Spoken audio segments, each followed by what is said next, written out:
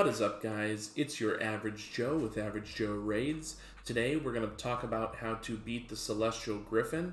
We're talking about Doom Tower Normal because during the 3-year anniversary video, the Raid Shadow Legends told me that I had completed Doom Tower Normal and that was only top 10% of players have done that. So that means 90% of you guys who play the game have never completed Doom Tower Normal. And so because of that, I'm going to focus on floor 90 of the Celestial Griffin in Doom Tower Normal so that it's a little more relatable, and then you can use that on the previous 2 floors for Celestial Griffin in Doom Tower Normal. So the strategy today is going to be passive healing. And so you look, we've got Doom Priest. She has a heal on her turn and also a cleanse.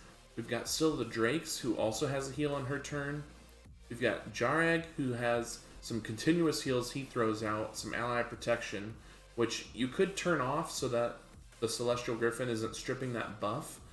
Vrask does healing on whenever he crits.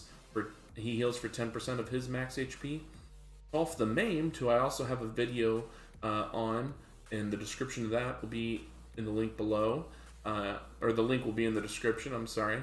And Tolf also heals himself on his A1, and I have him in a regen set as well.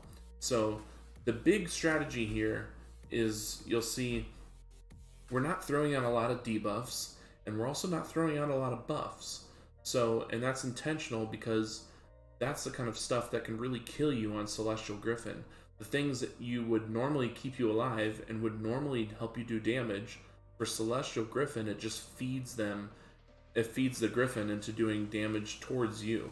So you see the buffs here, like increased defense and ally protect coming from Jarag. It would actually probably be best to turn that off so that the Griffin's not able to strip it, because the Griffin does have a move where the amount of buffs that he strips off of you increases the damage he does to you. And so this boss is all about taking as little damage as possible and then healing that damage immediately so that none of your champions fall below 50% health.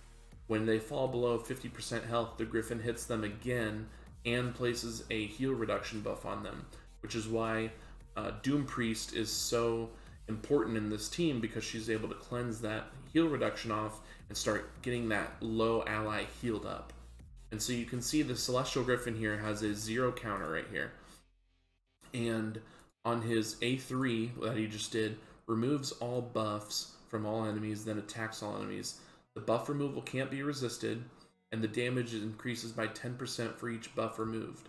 His A2, which he just did, transfers all the debuffs from him to each of our allies, his enemies, then attacks all enemies, fills the turn meter by 5% for each debuff transferred.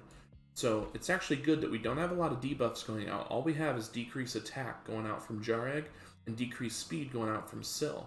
So we only want those 2 debuffs going out. We'd prefer to not have very many buffs going up, so I should create a team for this and change the AI so that Jarag doesn't use his A2 and put out those buffs. And you can see here the Griffin passives.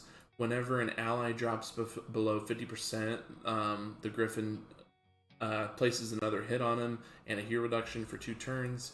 And then here's this counter over here. This passive goes to the Celestial Bond. Adds 1 Sky Bond to the Griffin at the start of each turn. Also adds 1 Sky Bond to the Griffin whenever an enemy's HP drops below 50%. So when we get people that get low, it adds another counter to that. Each Sky Bond buff grants the Grythion's attack by 5%, crit rate by 3%, crit damage by 5%, speed by 2.5. So literally every single stat that would help him do damage to you is increased when that number goes up. And when it gets above 10, he ignores shield, block damage, and unkillable. So he's doing true damage straight to your health. It can't get above 20, but again, at 20, that's 100% more attack for him, 60% more crit rate, 100% more crit damage, and 40, 50 more speed. So he really gets going when he gets up to 20. Now you can out heal it if you have a team like this that's doing all passive healing. And so what I mean by passive healing is they're not putting out a continuous heal buff, because then that's another buff that Grythion can strip off of your team and feed the damage into his A3. And so his A1 is just a plain attack one enemy, 100% chance of placing a fear. So again, that's why Doom Priest is so good here. She's cleansing the fear, she's cleansing the debuffs, the decreased speed and decreased attack that Grythion is throwing back on us, just like right there. You know, everyone's taking their turns here. A lot of this damage is going to be based off of War Master procs, so it's not going to be flashy. And you guys know this by now. My videos aren't flashy. We're doing the bare minimum to get this done, get you through Doom Tower, so that you can be in the top 10% of players in Raid Shadow Legends. So we're going to hit this 20 Skybond counter mark. And Vrask here, I'm not sure why, but he seems to be the one that is dying always when I've been running this. And actually last run that I tried this right before the video, Tolf the Maimed, I had put in Frozen Banshee to try to do some poison damage, and it didn't really work out well because I just left it on auto, and Frozen Banshee's A3 would go on, and then Grythion would like change the debuffs onto us, and so then Frozen Banshee was never able to actually place her poisons. So that didn't work out as I had intended it to, and in that run, Vrask and Doom Priest and Frozen Banshee all died. So it was just Jareg and Syl basically duoing Grythion. Syl kept trying to revive Vrask, but her revive brings him up at like 50%, and he had the heal reduction buff on him, and so then he wouldn't be able to get healed up, and Grythion would target him because he was at 50%, so it was just a cyclical loop there on killing Vrask. Same thing might happen to Doom Priest here, but at least she cleanses that debuff off of her. So Tolf the Maimed should stay pretty healthy because he's in regen, and he also heals himself on his A1, so he probably will never drop below what you see him right there. So yeah, he's healing for 12,000, then 1,200 on each of his A1 hits.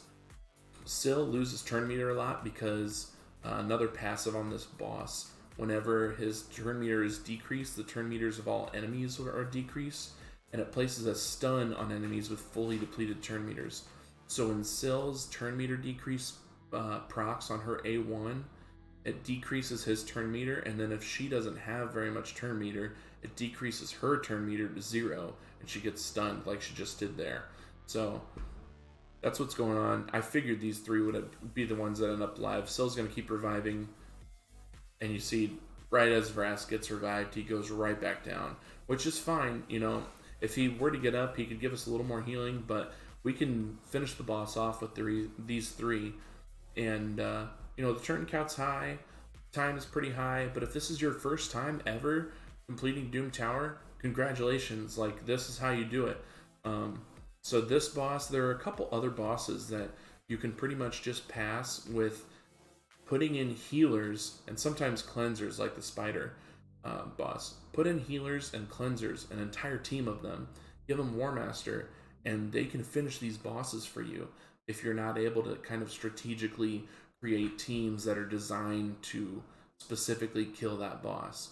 You know, some of the bosses like Scarab might be a little bit harder because there are requirements there. You have to build a team to specifically fight him in the way that his mechanics are. But for something like this, Grythion just taking our buffs down, giving us his debuffs, you can just make a little team like this that doesn't have a lot of buffs and debuffs, just does damage and heals. You can see here, a lot of our damage are War Master procs. Tolf actually coming in with the most damage because he's got a triple hitter, I think, or a double hitter. And that might be from some of the waves too, with his A2 being 50% health. So yeah, again, one of Raid's most undervalued epics in my opinion. I mean, in my opinion, he's not better than any of these three epics here, but people think that he's complete trash, and you can see here, he was great in this, and he lasted all the way until the end. So, tons of healing. That's what the main point of this video is.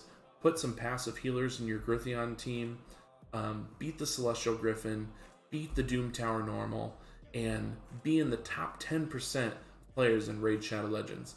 So have a good rest of the week. I will see you guys in the next one. Stay average, friends.